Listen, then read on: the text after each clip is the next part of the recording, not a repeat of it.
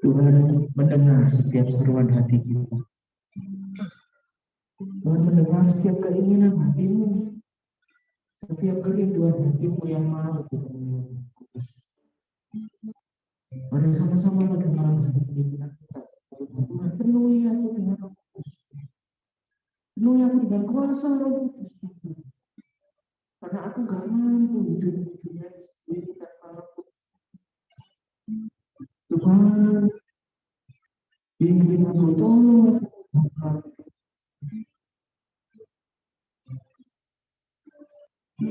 Melalui kuasa dari tempat maha tinggi, maka kamu lihat kau hadir di sini, memulihkan hati, menyembuhkan yang luka, ku kan tenang bersamamu Bapa.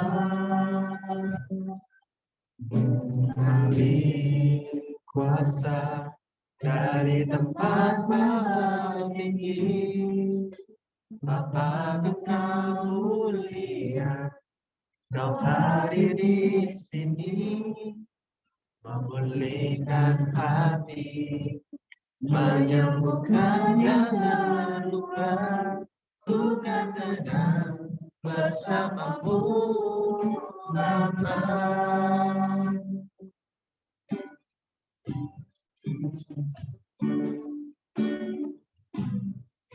Apakah mendengar seruan hatiku,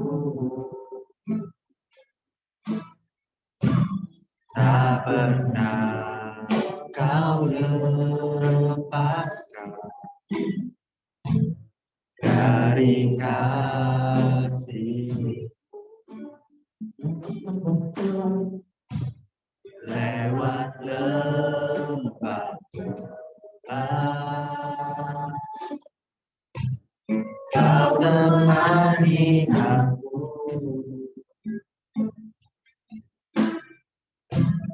Rohmu bekerja selalu untuk kebaikanku, mengalir kuasa dari tempat maha tinggi. Bapa kamu lihat kau hadir di sini, memulihkan hati, menyembuhkan yang terluka, bukan tenang bersamamu Bapa.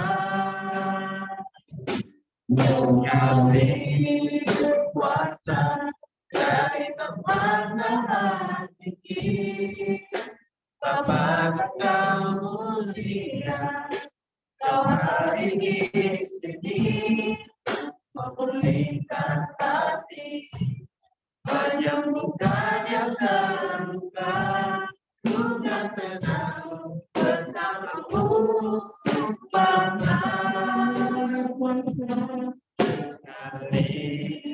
Kuasa dari tempat maha tinggi, Bapa kamu lihat kau hadir di sini, memulihkan hati, menyembuhkan yang terluka, bukan tenang bersamamu Bapa.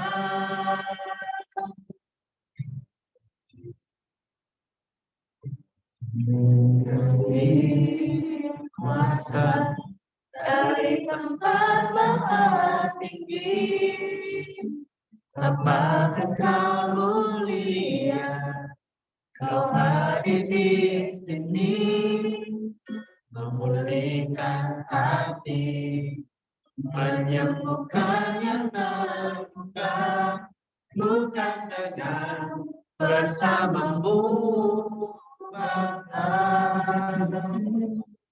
mengalir kuasa dari tempat maha tinggi.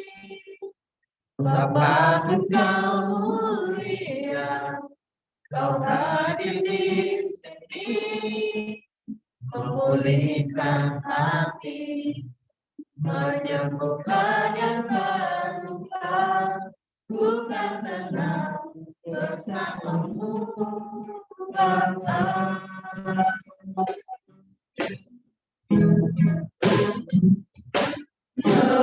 Mengalir kuasa dari tempat maha tinggi. Bapa, Engkau mulia, Kau hadir di sini, memulihkan hati, menyembuhkan yang terluka, bukan tenang bersamamu, Bapa. Kita bersama-sama Mengalir kuasa dari tempat maha tinggi. Bapa, Engkau mulia, Kau hadir di sini, memulihkan hati, menyembuhkan yang terluka, bukan tenang bersamamu, Bapa. memulihkan hati, Memulihkan hati, menyembuhkan yang terluka, bukan tenang bersamamu, Bapa. kita akan memulihkan Hati, menyembuhkan yang terluka, bukan tenang bersamamu, Bapa. terima kasih Bapa. Terima kasih.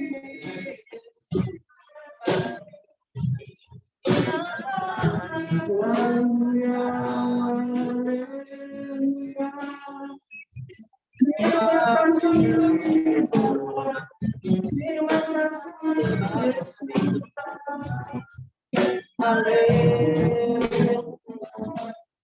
Terima kasih Bapa. Kau berikan setiap hati kami.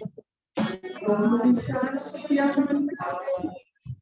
Terima kasih Bapa. Haleluya. Haleluya. Terima kasih Yesus. Terima kasih Bapa.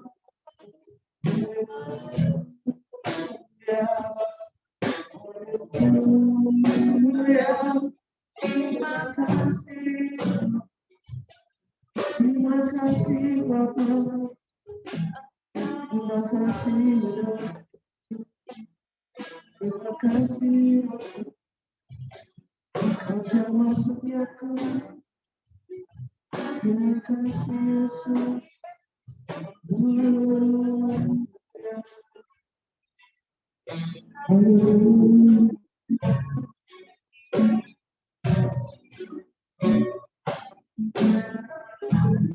Beri kami Yesus.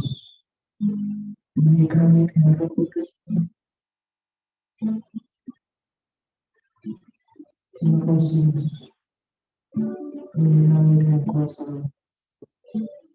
Penuhi setiap kami tidak ada yang tahu. Mari sama-sama kita minta sama Tuhan. Tuhan, penuhi kami dengan Roh Kudus. Tuhan, aku butuh Roh Kudus. Mengalirlah kuasa Roh Kudus Tuhan. Habis kita.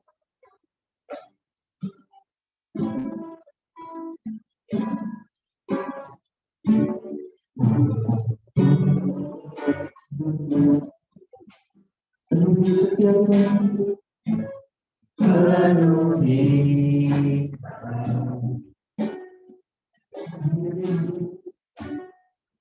rindu kau selalu dalam hidupku.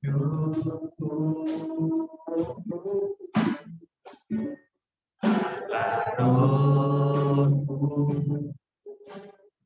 ubah hatiku yang keras, ubah hatiku. Selingkahku, ya Allah, ku rindu hadiratmu. Ku sembah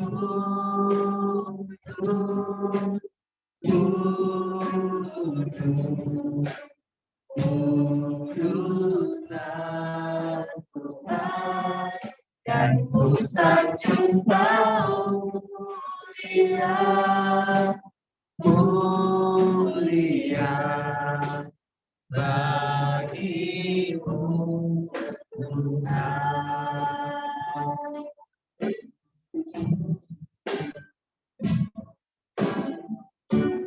Allah Rohku penuhi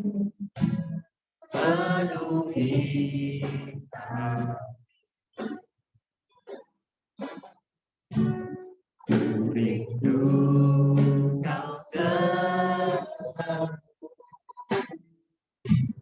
dalam hidupku. Allah Rohku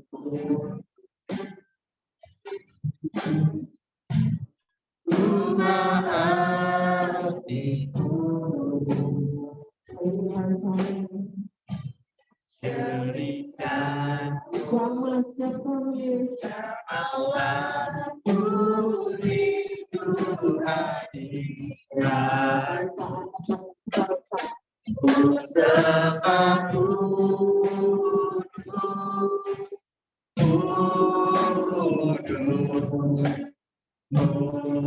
Kuduslah Tuhan, dan ku sanjung Kau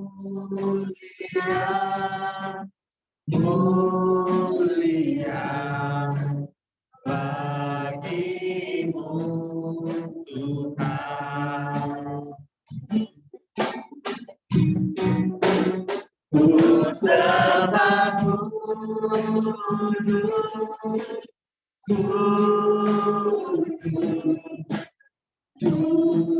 Kuduslah Tuhan, dan ku sanjung Kau mulia bagimu Tuhan. saya mengajak kita sama-sama bangkit berdiri. Kita mau lebih sungguh-sungguh lagi katakan Allah Roh Kudus Allah Roh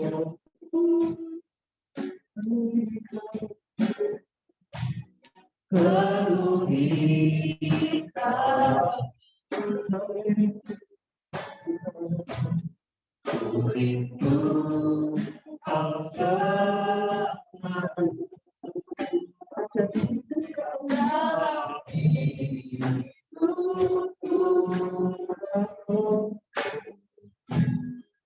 Allah Rohku ubah hatiku, ceritaku, aku rindu hadiratmu. Ku sembah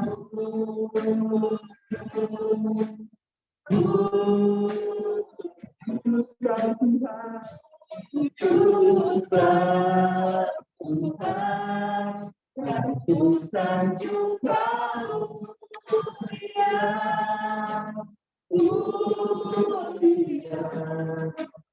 bagimu Tuhan. aku sembah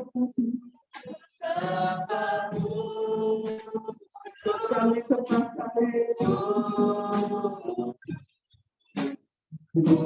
Kuduslah Tuhan, aku sanjung Kau mulia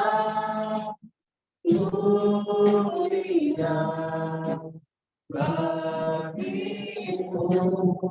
Tuhan, sanjung kau mulia, mulia bagimu Tuhan, sanjung kau mulia, mulia bagimu Tuhan.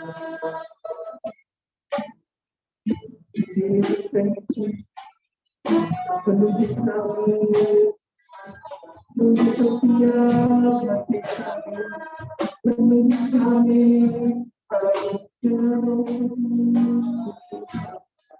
oh Yesus, Yesus, terima kasih Yesus, terima kasih Yesus, kami butuh Roh Kudus Tuhan.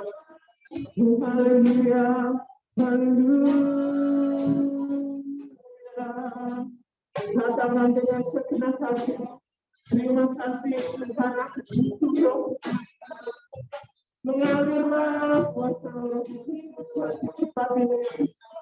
Oh Yesus Tuhan, terima kasih Yesus. Mengalirlah kuasa Roh Kudus. Terima kasih Yesus. Terima kasih Bapa.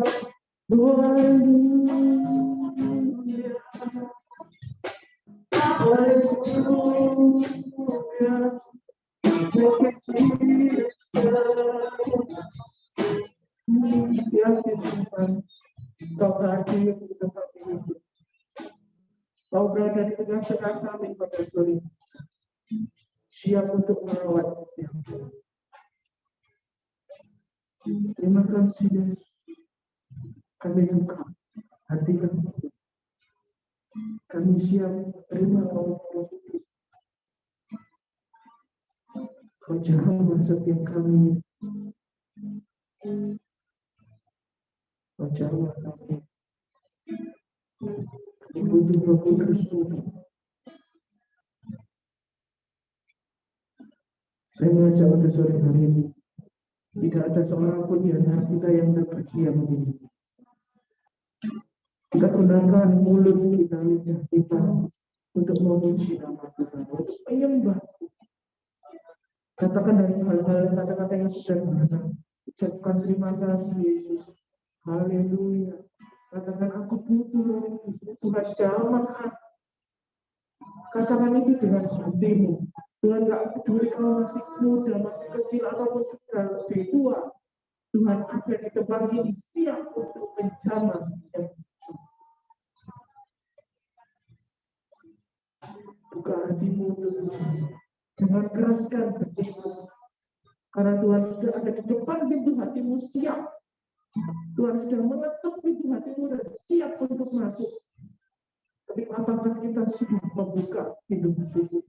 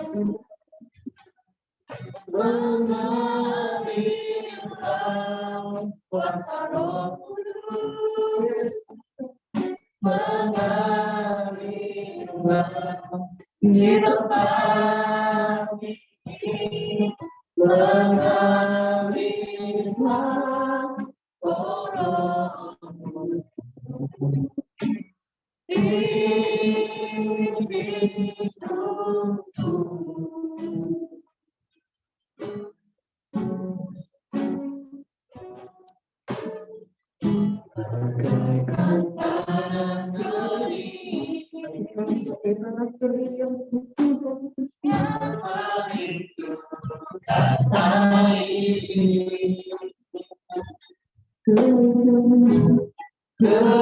Demikianlah jiwa rasakan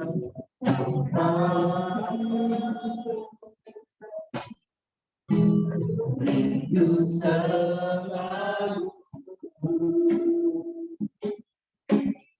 hadirmu di hidupku,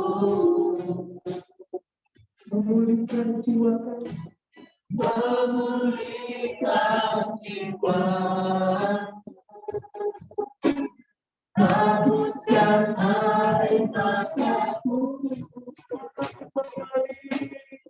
mengalir hilang kuasa Roh Kudus, mengalirkan hikmat mengalirkan rohku hidupku, katakan dengan sekeras hatimu mengalirkan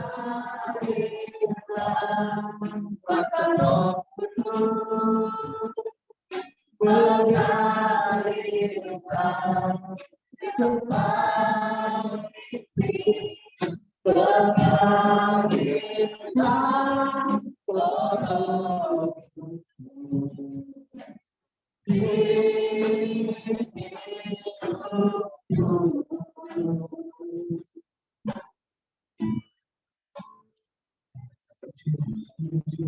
pada sore hari ini.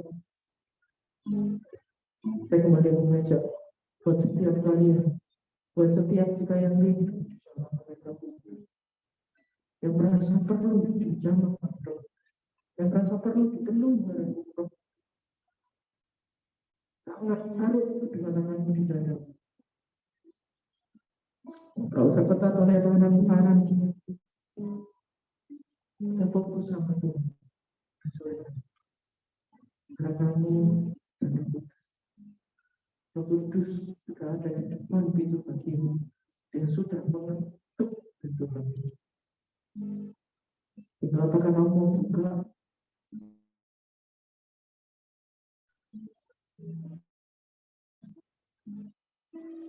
Saya berikan waktu sejenak untuk kita sama-sama masing-masing pribadi berdoa sama Tuhan. Minta Roh Kudus di setiap hati.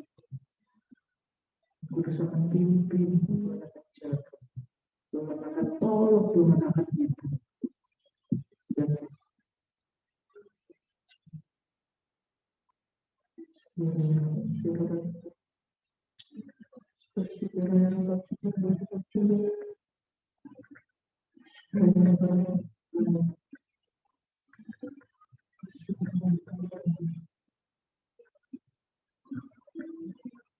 Buat setiap kita yang mungkin sudah pernah dijawab Roh Kudus, tapi akhir-akhir ini kita merasa kering.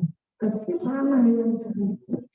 Kita mau senantiasa dibasahi, kita dibanjiri, kita dipenuhi oleh kuasa Roh Kudus. Kita juga minta sama Tuhan. Tuhan, penuhi aku dengan Roh Kudus. Tuhan, aku perlu hidupmu. Aku perlu Yesus.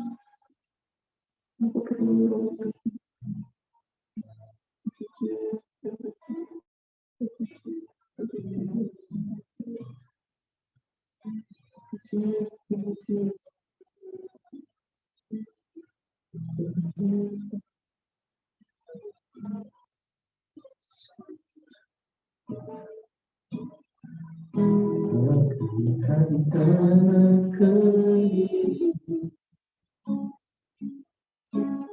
yang merindukan air,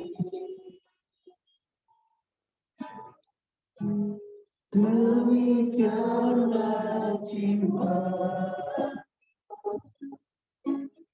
rasakan engkau rindu selalu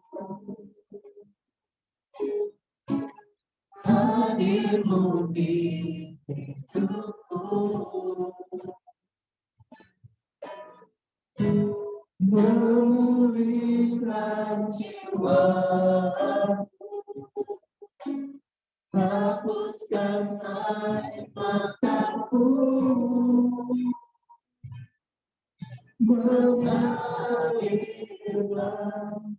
kuasa Rohku, mengalirlah di tempat ini, mengalirlah oh Roh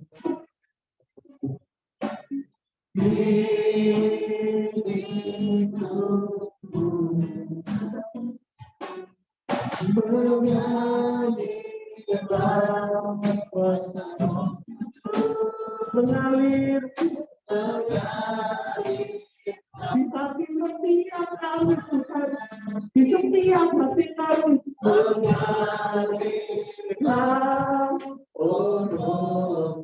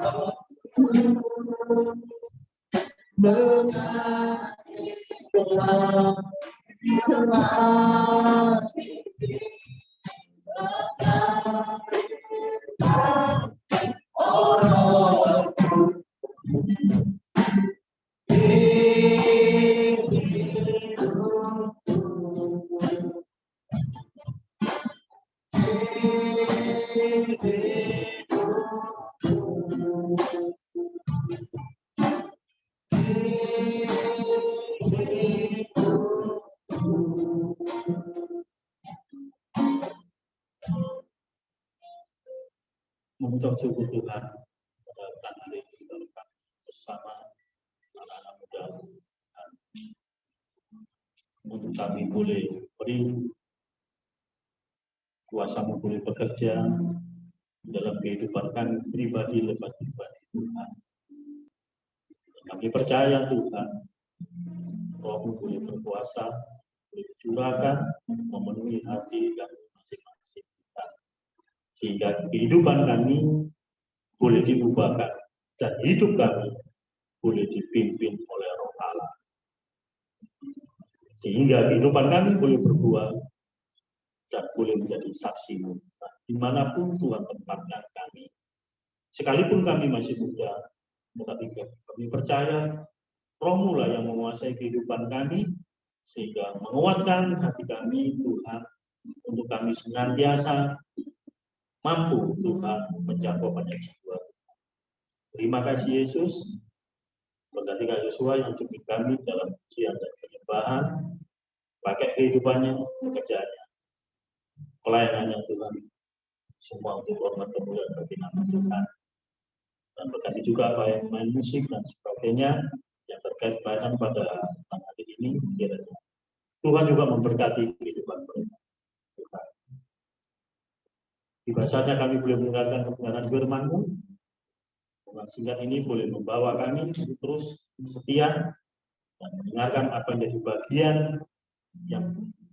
yang Tuhan inginkan dalam kehidupan kami, sehingga kami boleh melakukan seturut dengan kehendak Tuhan. Pakai hamba-Mu Tuhan, selalu berkata dalam firman-Mu, kiranya Tuhan boleh menguasai-Mu hamba-Mu ini, sehingga firman yang disampaikan boleh menjangkau kami yang hadir pada hari ini Tuhan. Terima kasih Tuhan, terima kasih.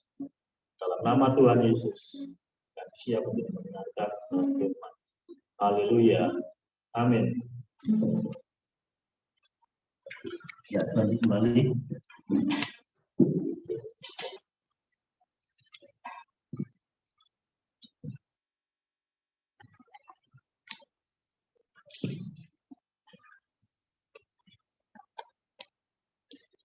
Ya, puji nama Tuhan, saya kasih Tuhan ya.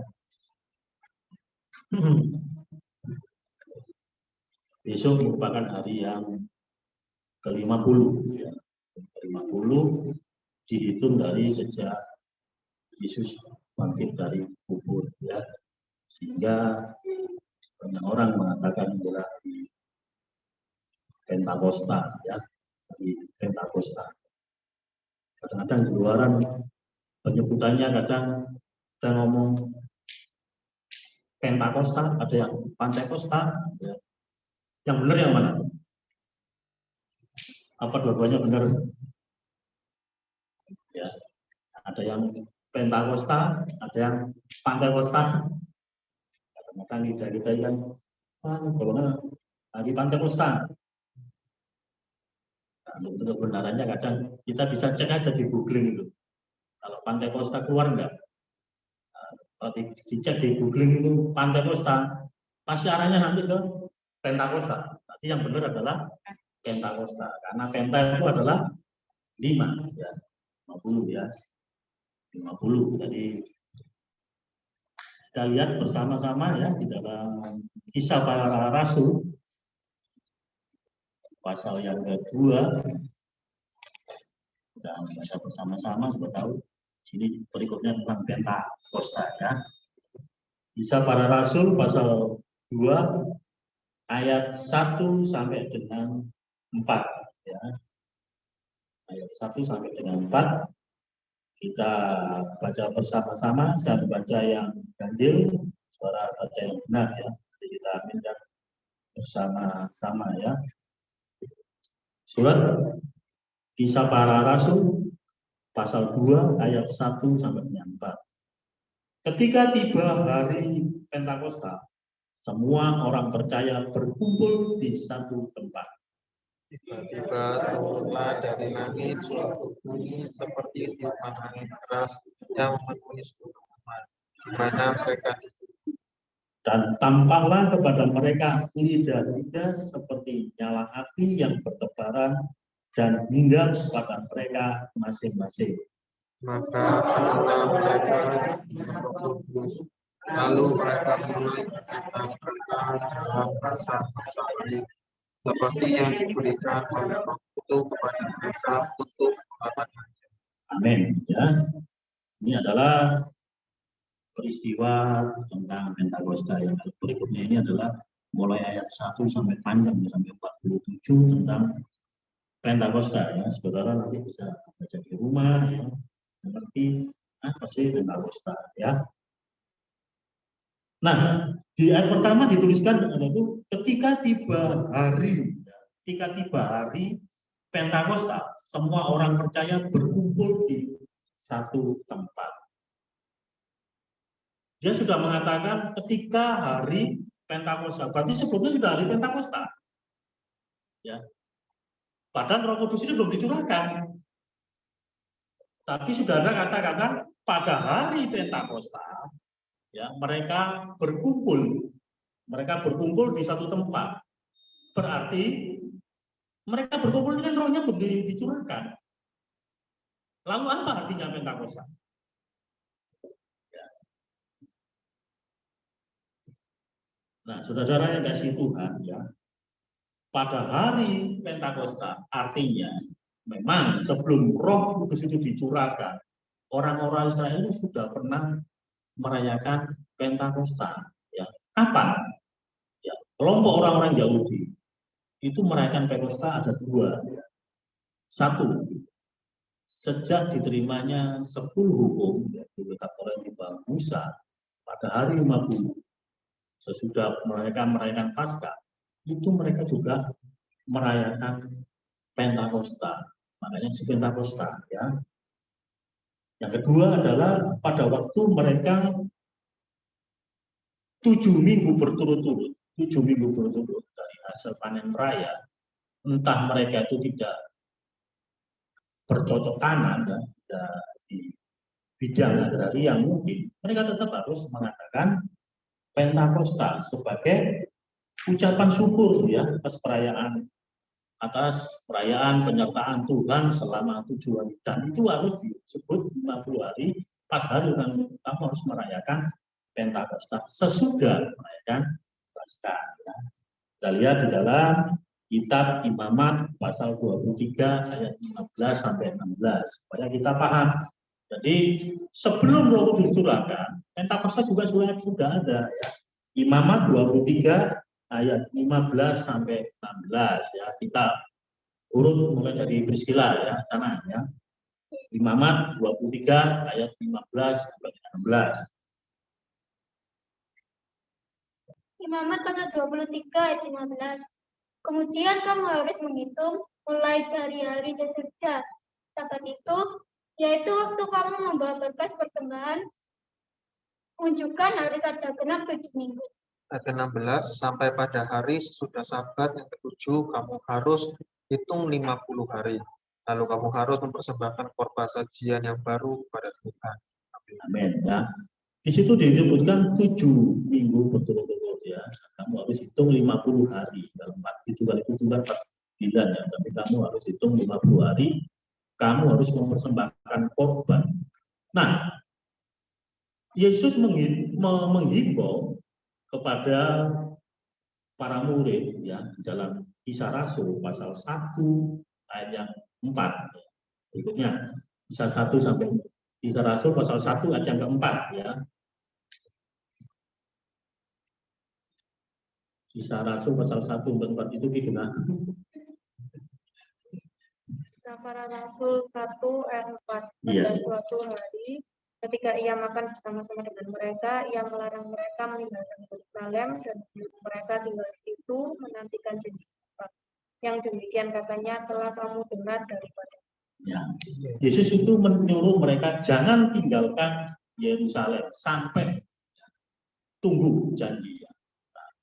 Pas ketika Yesus naik ke surga, ya, ketika Yesus naik ke surga pada 40 harinya ya, kemudian di 10 hari kemudian Yesus mengenapi janjinya, yaitu mereka berkumpul di suatu tempat, ya, sesuai dengan Kisah Rasul pasal 2 yang pertama tadi ya. Kemudian yang kedua di situ disebutkan tiba-tiba turunlah dari langit suatu bunyi seperti tiupan angin keras yang memenuhi seluruh rumah di mana mereka duduk ya.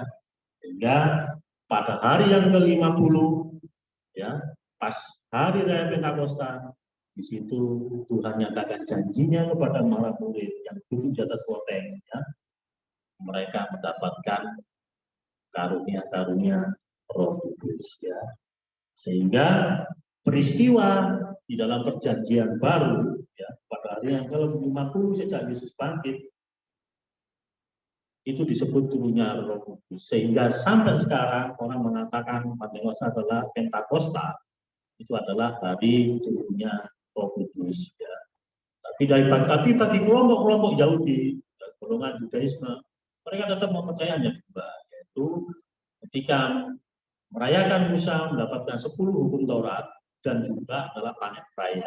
Ya. Tetapi orang-orang yang mengenal Yesus sampai dengan zaman ini, mereka mengenal Pentakosta adalah hari turunnya Roh Kudus. Nah, dengan adanya Pentakosta yang dengan Roh Kudus dicurahkan, ini merupakan penggenapan dari apa yang sudah disampaikan para nabi ya, dari perjanjian lama ya, bahkan perjanjian baru pun itu juga menuliskan ya. Kita lihat di dalam Yoel pasal 2 ayat yang ke-28 29 berikutnya.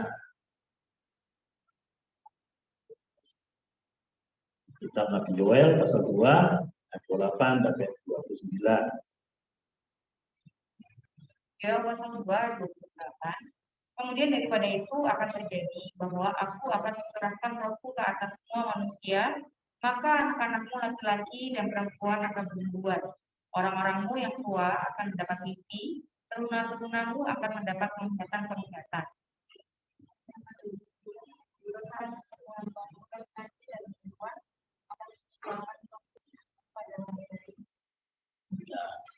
Amin. Ayat ini dikutip juga oleh Rasul Petrus ketika berkhotbah ya. Itu kita lihat di dalam Kisah Rasul pasal 2 ayat 17 sampai dengan 18. Ya, nggak usah dibaca. Kisah Rasul pasal 2 17 18 adalah sama. Artinya dia menggenapkan daripada isi dari perjanjian lama ya. Kemudian bagaimana dengan perjanjian baru ya? Kita baca di dalam Injil Matius pasal 3 ayat yang 11.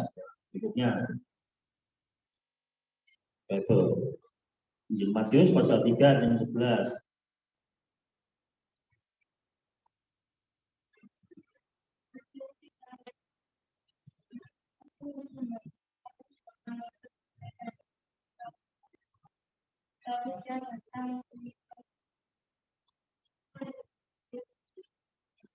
Amin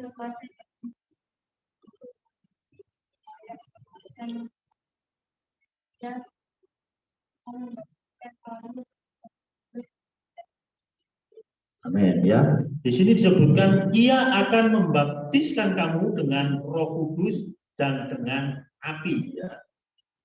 Ini pengendapan daripada Injil Matius dan Perjanjian Baru. Apakah sama? Kita lihat di dalam Kisah Rasul pasal 2 ayat yang ketiga. Di situ sama. Tadi yang sudah dibaca ya. Tidak usah dibaca ulang.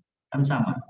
Dan nyala api dan tampaklah kepada mereka seperti lidah-lidah api, seperti nyala api yang bertebaran dan hingga pada mereka masing-masing ya. Nah, saudara yang belum dibaptis siapa nih? Esther 1:4 ya, yang sudah dibaptis ya. Yang sudah dibaptis, apakah ketika saudara mendapatkan baptisan air, apakah setelah baptisan, apakah saudara merasakan juga ada sesuatu perubahan dalam kehidupan saudara? Ya mungkin orang mengatakan itu kerjaan daripada Roh Kudus ya, karena setelah dibaptis air, orang itu akan mendapatkan baptisan Roh Kudus ya. Tidak harus di hari Pentakosta ya. Apakah ada yang mengalami ya? Mengalami ketika saya sudah baptis air, saya nggak tahu ya tiba-tiba kok sesuatu dalam kehidupan saya, tubuh saya ya. Atau dalam kehidupan saya ada kekuatan lain, ada sesuatu yang lain ya. Nah, itu bisa ya. Nanti kita akan bahas berikutnya ya. Itu adalah ini sama pendapannya, yaitu ketika Yesus dibaptis dengan air ya, berikutnya engkau akan mendapatkan baptisan Roh Kudus dan api ya. Ini sama dengan Kisah Rasul pasal 2 tadi ya. Tampaklah kepada mereka lidah-lidah seperti nyala api yang bertebaran dan hingga pada mereka masing-masing ya. Nah, sebelum kita bicara tentang Roh Kudus yang dicurahkan, kita bisa melihat bagaimana tindakan para murid-murid Yesus sebelum peristiwa Pentakosta ya. Sebelum peristiwa Pentakosta, Yesus sudah berpesan ya di dalam Injil Lukas, Yohanes, Matius, Markus itu sama ya. Ketika Yesus bangkit, waktu menampakkan dirinya kepada para murid ya, termasuk kepada Dua Maria dan yang lain yang berkunjung di melihat kubur yang kosong itu, Yesus berpesan ya, pergilah ke Galilea ya. Terus kemudian jangan tinggalkan Yerusalem ya, jangan tinggalkan Yerusalem ya. Tadi sampai di Kisah Rasul pasal 1:4, Yesus lagi berpesan kepada para muridnya setelah makan, jangan tinggalkan Yerusalem, aku akan memberikan janjiku ya. Nah, ini adalah pesan kepada murid-murid ya. Nah, di dalam menghadapi pesan yang dipesankan Yesus yang waktu itu dia masih berwujud ya, setelah menampakkan diri ya, Yesus tampil dalam tubuh kemuliaan. Dalam tubuh kemuliaan artinya dia wujud manusia dan dagingnya, tetapi dia bisa tembus, dia bisa datang keluar ya, di dinding dia tembus masuk ya. Ketika para murid dalam keadaan pintu terkunci, Yesus tiba-tiba hadir di tengah-tengah. Artinya tubuhnya sama dengan tapi mereka sudah diubahkan kepada tubuh kemuliaan. Jadi dia tidak dibatasi oleh sesuatu, dia bisa datang sesuatu. Nah, dia berpesan kepada murid jangan tinggalkan Yerusalem ya. Nah, tindakan para murid, orang-orang percaya itu patut dan jempol itu mereka artinya tetap percaya akan janji itu. Sehingga pada waktu hari Pentakosta mereka berkumpul, itu menandakan bahwa mereka itu percaya akan janji Tuhan.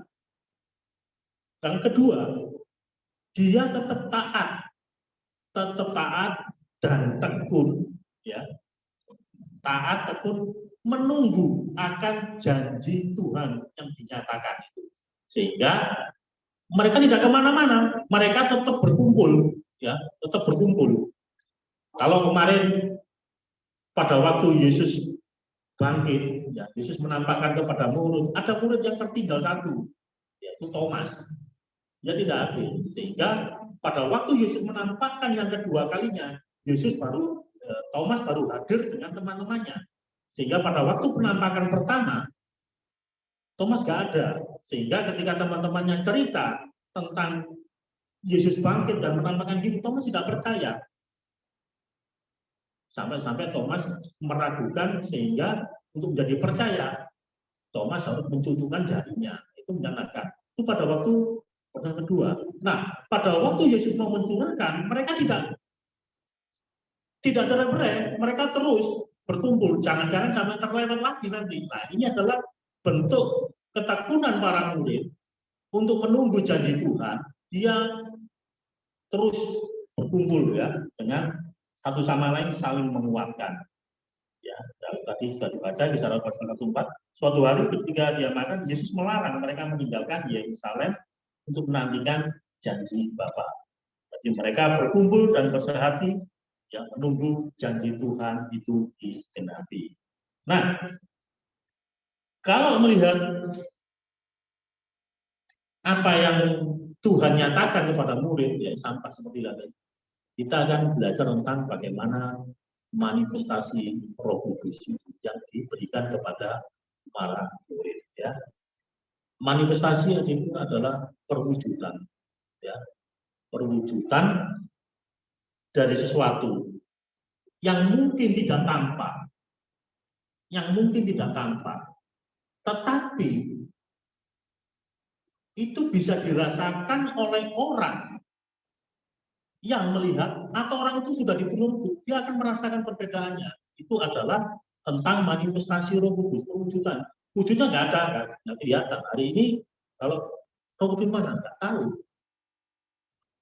Oh, ada burung merpati, bukan.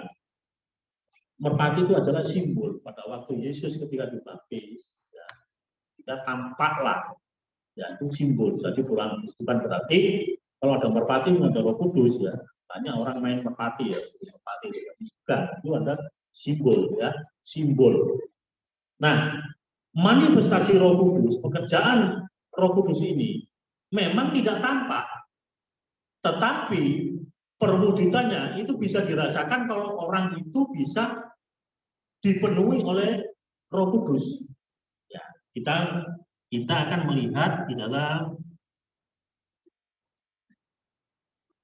ayat yang keempat tadi kita baca, ya, Kisah Rasul pasal 4. Maka penuhlah mereka dengan Roh Kudus, lalu mereka mulai berkata-kata dalam bahasa-bahasa lain, seperti yang diberikan oleh Roh itu kepada mereka untuk mengatakannya. Ya, jadi mereka ini bukan berkata-kata seperti saudara-saudara kalau kita melihat di gereja atau di pertemuan orang kadang-kadang bicara dengan bahasa roh. Bukan, ya. Bahasa roh benar adalah bahasa roh adalah bentuk bahasa. Ya bahasa, yang namanya bahasa itu terdiri dari beberapa kosakata. Ya, terdiri dari bahasa kosakata. Sekalipun Anda tidak tahu bahasa orang itu, tapi Anda akan tahu kalau orang itu berbahasa yang lain. Cuman Anda tidak paham bahasa apa. Tapi melihat orang itu berbicara, pasti tidak disebutkan hanya 1-2 kata saja. Pasti lain-lain. Ya, saudara kalau lihat film, lihat apapun, entah bahasa Jerman, ya, entah bahasa Cina atau bahasa yang Rusia, pasti kosakatanya lain-lain. Ada lain-lain. Nah, bahasa Arab pun sama. Ketika diucapkan itu lain. Bukan 1-2 kata itu saja pertama terakhir, ya. Seperti orang bergetar atau ada lalalalalalala. Enggak. Bukan. Dia berbahasa roh, ya. Bahasa roh itu seperti bahasa yang diucapkan. Tapi orang itu belum satu bahasa. Kita lihat di dalam Kisah Rasul bahasa, ya, ayat yang ke-7, ya, coba, atau ayat yang ke-6, ya, Kisah Rasul pasal 2 ayat yang ke-6 berikutnya dibaca supaya paham.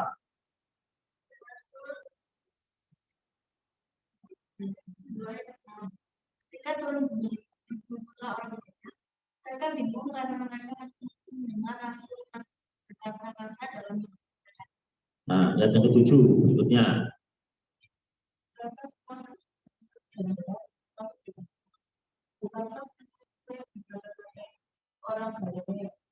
Berikutnya yang 8.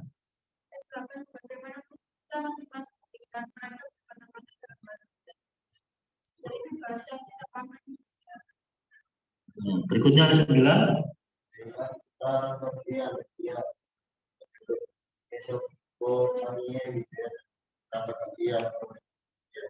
Nah, artinya mereka bisa berbicara dengan logat bahasa daerah masing-masing. Ya, mereka adalah orang-orang Galilea, ya. Tetapi mereka bisa bicara bahasa mereka sendiri. Artinya bahasa daerah yang digunakan. Loh, kok bisa? Ini adalah yang diberikan karunia Roh Kudus dalam kehidupan mereka. Sehingga mereka ngomong sendiri. Seperti kalau kita ngumpul di Surabaya. Loh, ini ngomong bahasa Jawa Surabaya. Satu nih, loh, ini kan bahasa bahasa Maduroan. Mesti situ, loh. Lah kok ini bahasa Blitar. Satunya, loh, lah kok bahasa Banyuwangi. Ya. Padahal mereka loh, orang Surabaya. Tapi mereka tiba-tiba bisa bicara dengan logat bahasa mereka. Ya, orang bisa rasul ditulis atau orang Persia, Media, ya penduduk Mesopotamia. Mereka ngomong sendiri dengan bahasa yang lain, padahal mereka adalah orang Galilea. Nah, ini yang dimaksudkan ya. Ketika kita mendapatkan karunia, kita bisa berbicara dengan bahasa-bahasa yang tidak biasanya. Artinya saya itu bukan orang Cina, itu bisa lah, itu kadang karunia. Ya. Itu adalah pekerjaan Allah. Itu adalah manifestasi daripada Roh Kudus. Yaitu perwujudannya tidak kelihatan. Tapi ketika ya mereka bisa merasakan dan orang lain akhirnya bisa tahu, oh orang ini kita ngomong, bisa ngomong, padahal nggak biasa lah. Itu adalah manifestasi Roh Kudus. Roh Kudusnya ini mempunyai kekuatan. Tapi wujudnya tidak bisa dilihat. Tidak dilihat. Tetapi ketika orang itu dipenuhi dan mereka melakukan sesuatu, orang lain akan melihat, oh, ini bisa ya. Contoh lagi misalnya orang itu mempunyai karunia kesembuhan, dia sekali doa, ya kalau saudara lihat di YouTube ya, seperti Pastor Andy, beberapa orang kalau nama Yesus langsung sembuh. Orang itu mempunyai karunia penyembuhan ketika roh Allah. Wujudnya apa? Nggak kelihatan. Tapi pekerjaannya apa? Kelihatan. Orang itu setelah didoakan sembuh. Berarti ada roh. Tapi wujudnya orang tidak bisa tahu. Tetapi pekerjaan daripada Roh Kudus ini, orang itu paham. Orang itu ternyata dipenuhi roh. Itu maksud daripada manifestasi Roh Kudus, ya. Jadi pekerjaan Roh Kudus, manifestasinya itu yang kita minta hari ini adalah bagaimana kita bisa mendapatkan karunia-karunia itu untuk melengkapi kehidupan kita, terutama pelayanan-pelayanan kita, sehingga apa? Membangun orang lain supaya lebih percaya, ya. Bukan menjadi kebanggaan aku, bukan menjadi kepentingan diri, bukan, ya.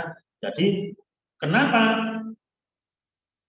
Yesus memberikan ya kepada para murid untuk melengkapi kepada para murid, ya. Dan itu sudah dijanjikan kepada Yesus sendiri, ya.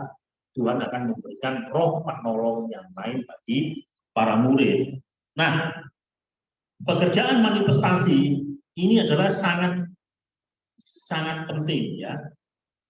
Ketika orang sudah dipenuhi Roh Kudus, ya, tadi melihat simbolnya, katakannya lidah-lidah api, ya. Kemudian mereka yang sudah dipenuhi Roh Kudus itu ditandai dengan bahasa-bahasa lain. Dia bisa bicara bahasa-bahasa daerah masing-masing. Dan orang kan bisa tahu, loh, itu kan misalnya ini, loh, Yuan Yosua kok bisa baca Banyuwangi? Orang-orang bingung, tercengang, ya. Loh, ini kan dia bisa bahasa logatnya bahasa Sumatera, kok bisa? Padahal orang Donggala. Nah, ini adalah karunia-karunia roh ya yang diberikan. Nah, manifestasi ini berfungsi adalah untuk apa? Sebagai saksi para murid untuk memberitakan kabar baik kepada banyak orang ya. Ya, jadi janji Tuhan Yesus sebelum naik ke surga, ya, pada waktu dia naik secara pelan-pelan di awan-awan. Ya. Kisah Rasul pasal 1 ayat 8 dikatakan, kamulah adalah saksiku. Ya, beritakan cerita ini mulai dari Yudea, Samaria, ya, Yerusalem sampai ke ujung bumi. Artinya ini adalah pekerjaan manifestasi Roh Kudus ini diberikan kepada orang percaya dengan maksud dan tujuan. Kita ini mempunyai keberanian. Keberanian apa? Untuk memberitakan kabar keselamatan, kabar kesukaan. Kepada siapa? Kepada orang yang belum mengenal akan Tuhan. Itulah fungsi daripada Roh Kudus itu memberikan kita kekuatan, keberanian untuk menyampaikan kepada orang lain. Ya, ini adalah sama, ya, sama yang dituliskan kepada Kisah Para Rasul. Bagaimana Petrus, ya, Petrus yang tadinya, ya, memang orang Petrus adalah murid yang paling berani. Tetapi ketika diberikan Roh Kudus, itu memampukan Petrus bisa bicara maksimal. Dia sekali bicara di hadapan gereja mula-mula, langsung 3.000 orang percaya, ya. Saudara bisa melihat di dalam Kisah Para Rasul itu pasal 2 ayat yang ke-14 disebutkan, maka bangkitlah Petrus berdiri dengan ke-11 rasul itu dan dengan suara nyaring ia berkata kepada mereka, "Hai kamu orang Yahudi dan kamu semua yang tinggal di Yerusalem, ketahuilah dan camkanlah perkataan ini." Artinya, ketika para murid sudah mendapatkan Roh Kudus karunia, mereka langsung bergerak, ya. Petrus hanya berdiri dan memberi kesaksian kepada banyak orang, ya. Itu adalah penting. Nah, apa yang harus disampaikan, ya? Apa yang harus disampaikan kepada mereka, ya? Di Lukas pasal 24 dan 47 sampai 48 itu disebutkan. Berikutnya siapa tadi? Lukas pasal 24 ayat yang ke-47.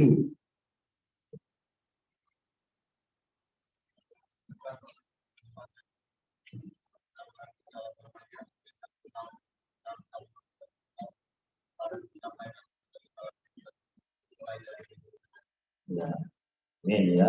Kalau 48 itu cuma sedikit ayatnya, kamu adalah saksi dari semuanya ini.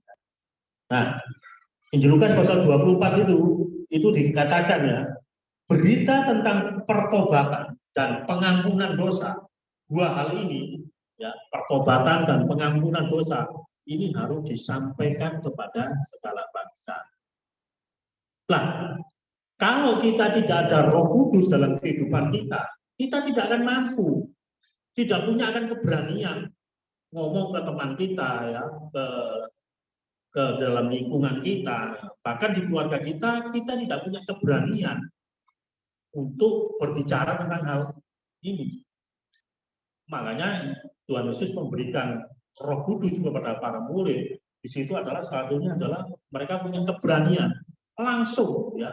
Itu langsung berdiri di hadapan, ya, di warga di Yerusalem langsung ngomong, ya, Yesus yang kamu salibkan itu, ya, itu adalah jalan keselamatan. Nah, dari situ Roh Kudus mengubahkan, ya, mengubahkan. Memang lewat mulut daripada Petrus, tapi tanpa pekerjaan Roh Kudus itu tidak bisa memampukan orang banyak itu bisa mengenal.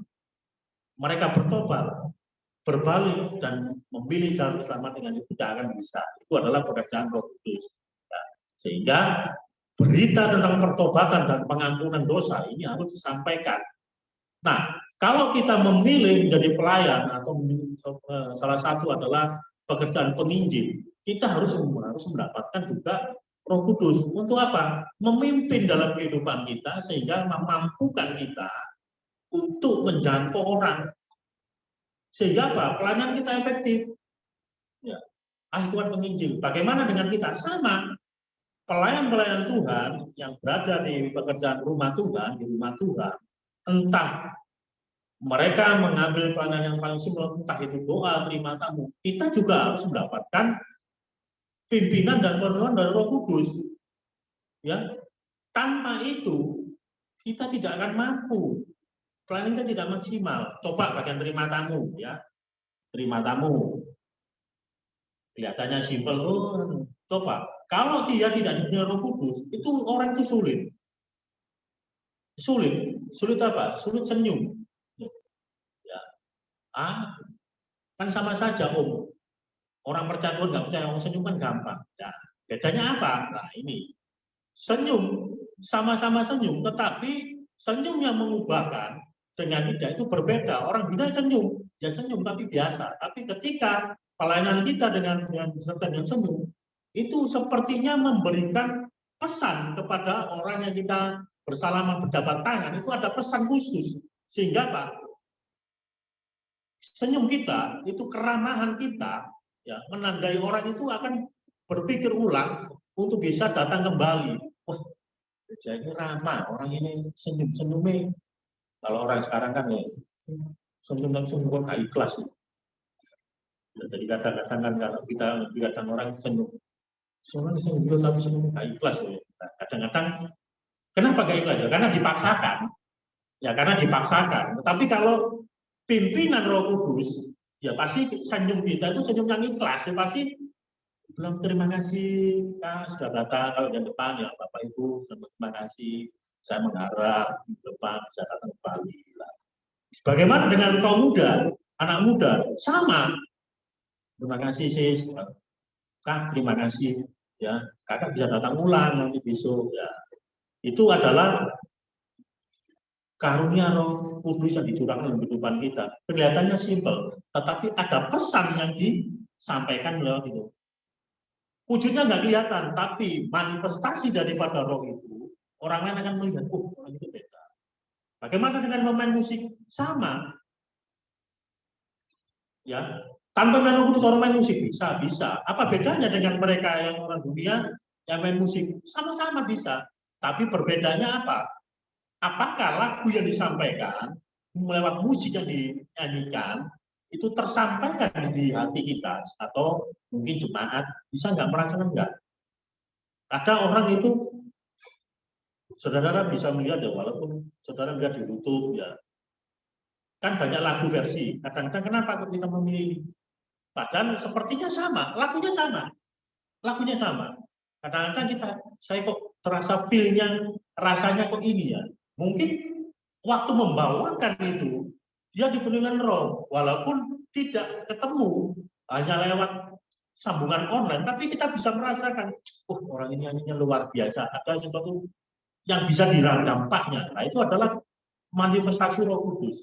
Ya, wujud yang kelihatan, tapi ketika kita mendengarkan, itu ada feel-nya beda. Oh orang ini beda, ada kekuatan. Saya merasa terberkati dengan orang ini. Nah, itu berbeda. Sama. Jadi kenapa kita bersama-sama bersehati, bersepakat ya untuk kita supaya Tuhan juga memberikan karunia itu dalam kehidupan kita. Karena manifestasi roh itu sangat penting dalam kehidupan kita. Nah, para murid juga penting sehingga perlu dilengkapi tentang karunia Roh Kudus ya. Nah, Roh Kudus sendiri itu adalah janji yang Tuhan sudah berikan pada waktu Yesus mau naik ke surga. Yesus itu sudah berjanji, aku akan memberikan Roh Kudus ya. Saudara nanti bisa lihat di dalam Injil Yohanes itu banyak hal dibahas tentang Roh Kudus sebagai penolong ya. Dalam Injil Yohanes pasal 14 ayat 16. Nah, Ju, berikutnya Ju. Ini cepat ini.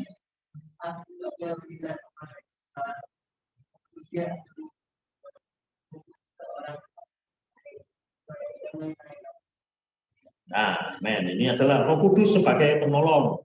Berikutnya, Roh Kudus sebagai penghibur. Injil Yohanes pasal 16 ayat 7. Stay.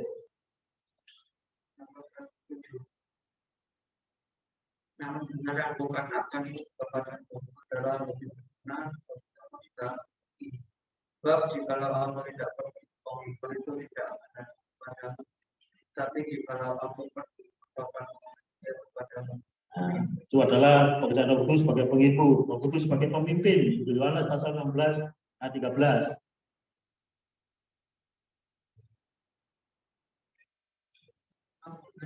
Yohanes 16 ayat 13.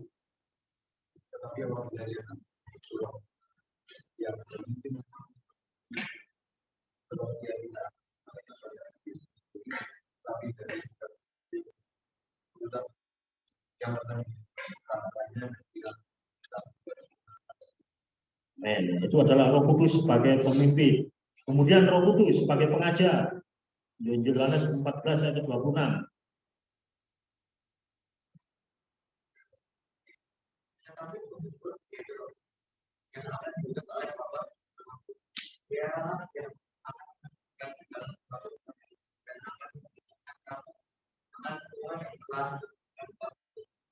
Ya, itu adalah Roh Kudus sebagai pengajar. Ya. Saya sebutkan hanya beberapa.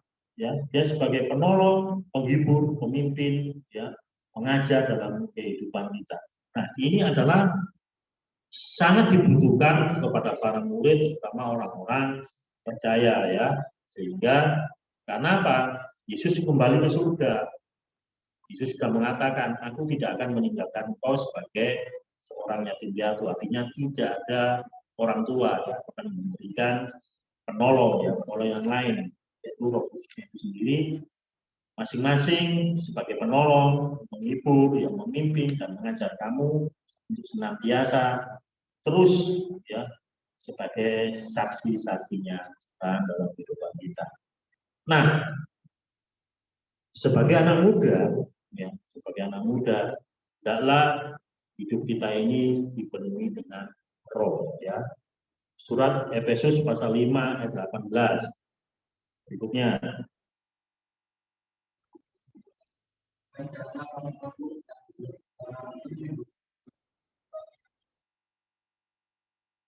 Ya, ini anak muda pesan, ya, jangan mabuk oleh anggur, tapi hiduplah oleh Roh, ya, hiduplah oleh Roh. Jadi hendaklah kehidupan kita ini adalah dipenuhi dengan Roh, ya. Jangan sampai kehidupan kita ini tidak sama sekali dipimpin Roh, ya, apalagi anak muda, malah oleh mabuk anggur itu hewan yang mewah yang dia tawarkan, ya. Sehingga anak muda ini harus hidup dengan Roh, dan kemudian kehidupan kita ini harus hidup yang boleh dipimpin oleh Roh, ya. Galatia 5 ayat 25. Surat Galatia 5 25. Berikutnya. Kalau kita hidup oleh Roh, kita juga ya. Jadi kehidupan kita itu harus dipenuhi dengan Roh, dan kemudian hidup kita juga mau dipimpin oleh Roh. Kalau kita hidup Roh, baiklah hidup kita juga dipimpin oleh Roh. Inilah pentingnya kita anak muda. Tentang hari ini kita boleh duduk bersama-sama, ya, memuji dan memuliakan, biarlah Tuhan boleh memberikan karunia kepada kita, ya. Ada beberapa gereja, kadang kelompok lain, ya, mereka merindukan keberadaan karunia Roh Kudus dijurahkan, jadi mereka menyebutnya adalah Pentakosta yang ketiga. Jadi Pentakosta yang pertama mereka berasumsi adalah itu yang diberikan kepada para murid. Pentakosta yang kedua adalah yang terjadi di Azusa Street, di negara Kanada, ya, beberapa negara yang lalu, sehingga di situ berkumpul orang-orang boleh mendapatkan karunia Roh seperti yang Tuhan nyatakan kepada para murid. Nah, di akhir ini mereka kelompok-kelompok ini mereka merindukan ada Pentakosta yang ketiga. Kadang-kadang mereka berseru, berkadang berkumpul, sempat mereka ingin merindukan suasana seperti yang Yesus berikan kepada para murid. Ya. Padahal Roh Kudus itu diberikan kalau kita percaya kepada Tuhan, maka rohnya itu akan diberikan kepada kita. Nah, bagaimana kehidupan kita boleh dipenuhi roh? Nah, berarti ada sesuatu hubungan kita dengan Tuhan, sehingga hidup kita itu terus diisi terus, penuh terus. Ya. Supaya apa? Seperti gelas terisi air. Kalau air itu menguap, maka kita harus mengisinya sampai dengan penuh. Nah, bagaimana dengan penuh? Maka kita adalah menjalin interaksi dengan Tuhan, sehingga rohnya tetap diberikan kepada kita. Jadi tidak terbatas pada waktu hari Pentakosta. Kita berdoa, meminta, berseru kepada Tuhan supaya Tuhan memberikan karunia roh. Seperti yang Tuhan nyatakan malu tidak, ya.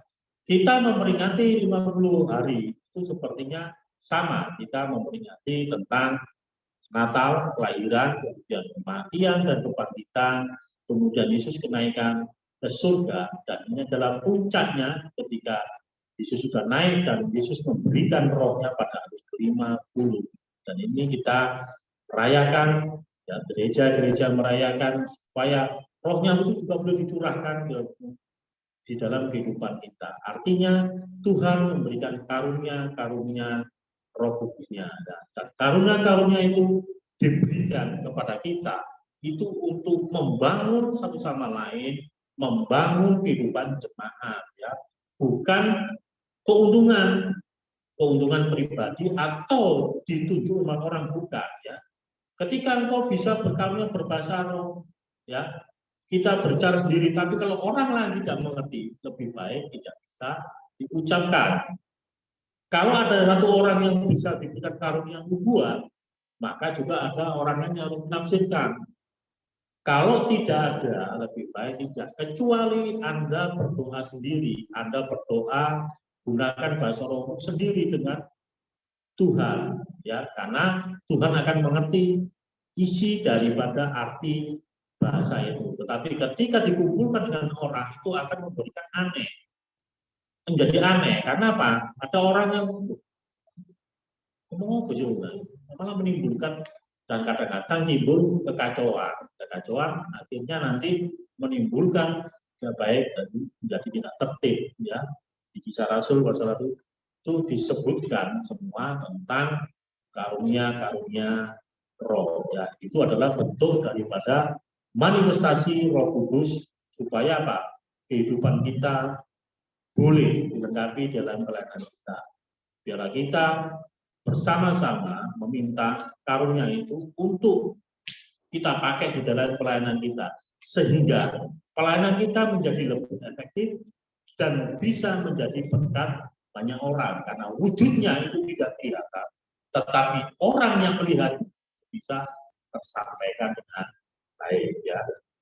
Biar itu renungan kita pada malam hari ini, biarlah renungan singkat ini boleh membawa kita arti daripada apa itu Pentakosta, apa itu karunia roh, apa itu bahasa roh, sehingga apa yang diperlukan dalam kehidupan kita, biarlah kita kembali kepada Tuhan. Apa sebenarnya talenta saya, ya, yang Tuhan nyatakan dalam, apakah saya menjadi pemberita Injil, apakah saya sebagai yang lain, tetapi maksudnya ini kita adalah menjadi saksi Tuhan dan bisa menyampaikan kepada banyak orang, sehingga orang lain pun mendapatkan pertobatan dan jiwanya mereka boleh selamat akan nama Tuhan, ya. Itu yang terpenting dalam kehidupan kita, ya. Dari semuanya ini kita harus menyampaikan kepada banyak orang tentang berita keselamatan, Injil, berita sukacita yang disampaikan, karena di bawah kolonel ini tidak ada nama yang diberikan yang berolehnya keselamatan kecuali nama Yesus. Itu yang Tuhan berikan kepada mereka, sehingga memberikan pesan khusus, kamu adalah saksi dari semuanya ini, ya. Atau Yesus sampaikan di dalam Lukas, kamu adalah saksi, ya. Ini menjadi kesempatan bagimu untuk kamu bisa memberitakan kabar kesukaan kepada banyak orang. Ya, di nama Tuhan, saya akhiri firman Tuhan pada malam hari ini.